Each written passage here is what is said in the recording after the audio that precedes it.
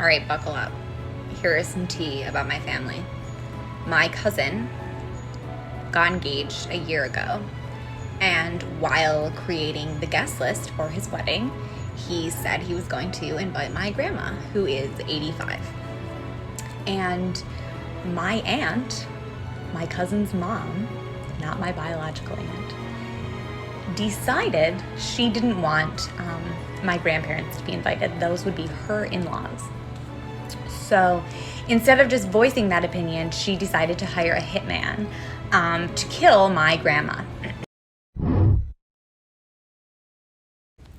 Okay, part 2. So I guess my aunt called this hitman, or hired a hitman, and was being really loud about it, and my uncle overheard and was like, oh, this is not good. So instead of calling the police like a normal person would, he called my aunt, his sister, and she was like, okay, he said, and I quote, "I think a crime has been committed."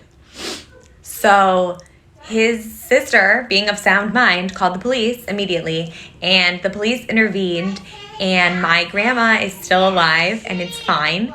My aunt, who hired the hitman, is not in jail as of yet. They are building a case against her. However, said wedding is in 2 weeks, and my grandma is still upset that she's not invited to the wedding.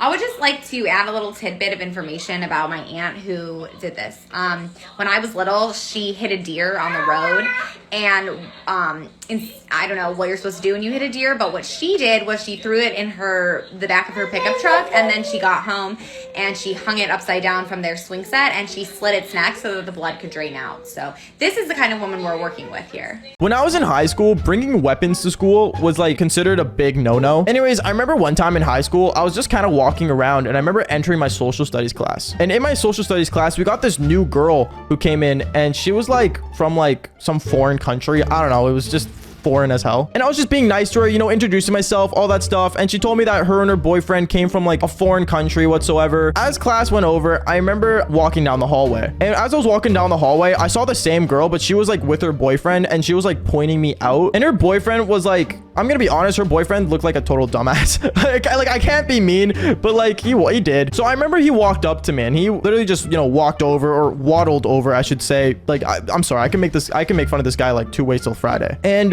when he walked up to me, he was like, yo, you hitting on my girl? I should have looked at him. I was like, sorry. And what he said to me could literally get him arrested. Fall for part 2.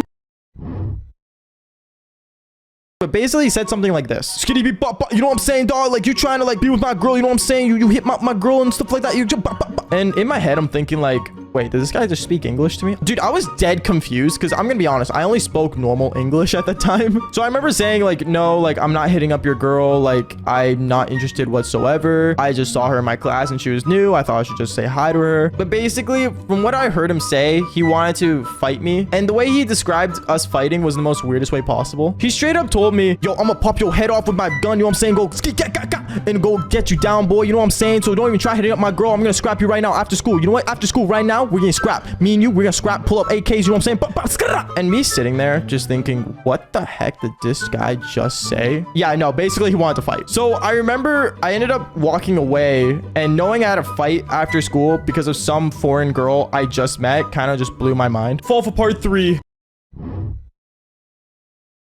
So after school, I remember I straight up started walking towards the field, because that's where he wanted to meet, I guess. And straight up, I remember seeing this guy with his girl and like 4 other guys just kind of standing there, like as if they're in a V shape, kind of like birds do when they're flying away. And I'm like, so what's up? When I walked up there, and the guy straight up walked up to me. He's like, yo, I'm gonna pop your head off. He literally pushed me on the ground, and I fell. And you know, at that point, I was like kind of worried. And then I remember this guy actually did end up pulling out his knife. That's right. So basically, I was on the ground. The guy had a knife out, and then instantly, right as this guy had his knife out, cops were called apparently, and I heard sirens. And I remember a cop pulled up. He literally parked his car, instantly ran out of the vehicle, and literally ran and tackled this guy to the ground. So me laying down on the ground, at that point, I was just kind of laying there looking up at the sky saying like, damn, this is a lot going on in one moment. You know, if you're one of those kids that are thinking, you know, gang life is everything, I'm sorry. I just cannot wait till the real world hits you, because it's gonna hit you hard. Anyways, like I always say, follow for more crazy stories.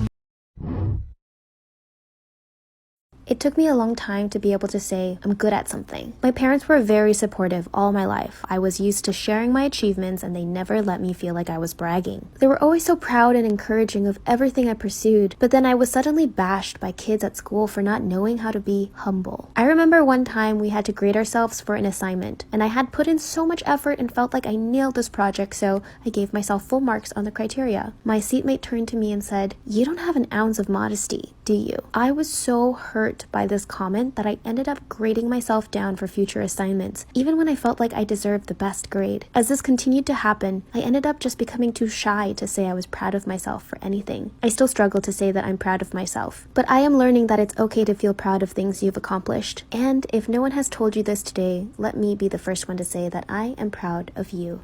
Hey guys, welcome to the ice cream shop. What can I get for you today?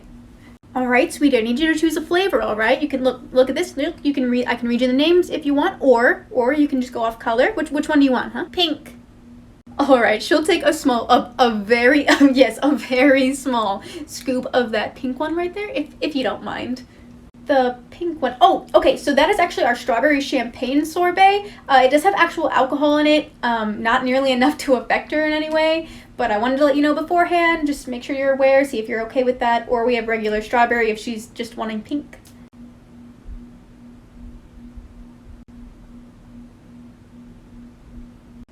Is everything all right?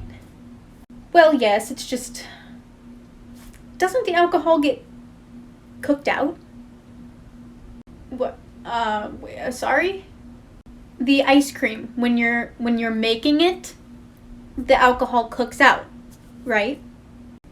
Ma'am, it's not cooked. Am I the asshole for taking off my swimming trunks when my female friends were taking off their bikinis? It sounds like a fair trade, but let's get into the story. I, a 25-year-old male, had a small get-together with some friends yesterday. We mostly hung out in my pool. Night comes around, we're all at least a little buzzed and still sitting in the pool, and there's about 6 people left. 4 girls, 1 guy, and me. One girl, Allie, took off her bikini and says, "God, that feels better." And we all laugh, and a minute or two passes, and the other girls take their tops off too. Hey, this is a great get-together. And we're all laughing again, having a great time. We're all close, so this wasn't a big deal. I'm not a 14-year-old boy who loses his mind when he sees a tit. Play it cool. A few minutes pass and I say F it out loud, put my legs out and slip off my swim trunks and then sit back down. The others laugh and then the other guy, Steve, says, "Well, I'm not gonna be the pansy here," and takes off his trunks too. And he and I laugh, but the girls don't really laugh and start looking between themselves and covering their chests. I noticed this and asked, "Oh, did we take it too far?" And Allie says, "I mean, a little bit. It just feels like it's getting now that we're all naked, you know." And I said, "I guess so. Sorry. I didn't mean to make anyone uncomfortable," and put my trunks back on. Steve did too, but only when one of the girls put their tops back on. It was quiet for a few minutes until normal conversation started back up again and things seemed to go back to normal. An hour later, everyone left and I went to bed. Woke up today, did some stuff, and I get a text from Allie. She says that she thinks I was really inappropriate taking my out last night and making Steve do it too. I told her again that I didn't mean to make her uncomfortable and I'm sorry if I did, but she and the other girls were taking their tops that I didn't mean to make her uncomfortable and I'm sorry if I did, but she and the other girls were taking their tops off and I thought it was okay. And I absolutely didn't make Steve take his trunks off.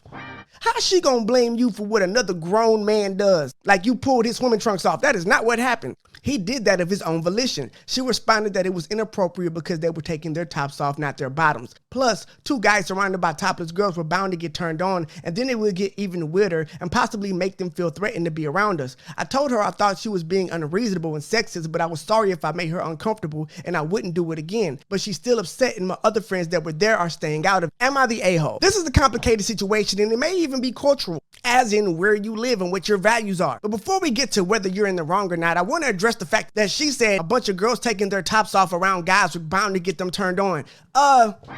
So if you knew that, so you think that me having my trunks on or off is going to stop me from getting turned on? You think as a grown woman that's how that works? Were you wrong for taking off your bottoms without asking anybody at a party? Probably. But were you the one that initiated this situation? I don't think so. Now, some people are going to say that women taking off their tops should be the exact same as men taking off their tops, and that's fine. But if that's the case, then she cannot levy the charges against him that she levied in her argument. But I think it's a bit much to try to make you out to be some type of predator when she is the one that initiated this whole situation.